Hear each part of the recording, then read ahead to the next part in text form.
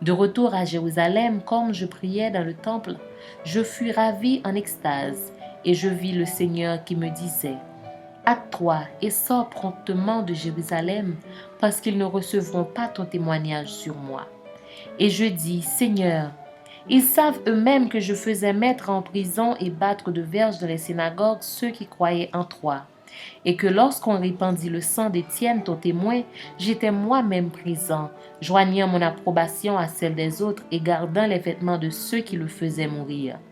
Alors il me dit: va, je t'enverrai au loin vers les nations. Ils l'écoutèrent jusqu'à cette parole, mais alors ils élevèrent la voix, disant: ôte de la terre un pareil homme, il n'est pas digne de vivre. Et ils poussaient des cris, jetaient leurs vêtements, lançaient de la poussière en l'air.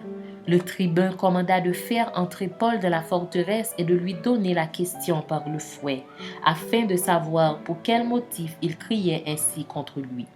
Lorsqu'on l'eut exposé au fouet, Paul dit au centenier qui était présent: vous est-il permis de battre de verges un citoyen romain qui n'est pas même condamné?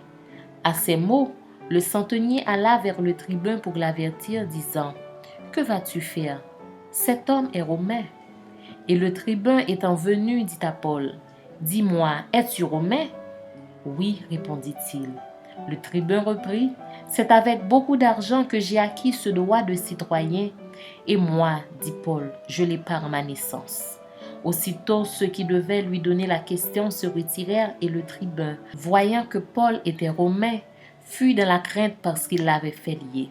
Le lendemain, voulant savoir avec certitude de quoi les Juifs l'accusaient, le tribun lui fit ôter ses liens et donna l'ordre aux principaux sacrificateurs et à tout le Sanhédrin de se réunir.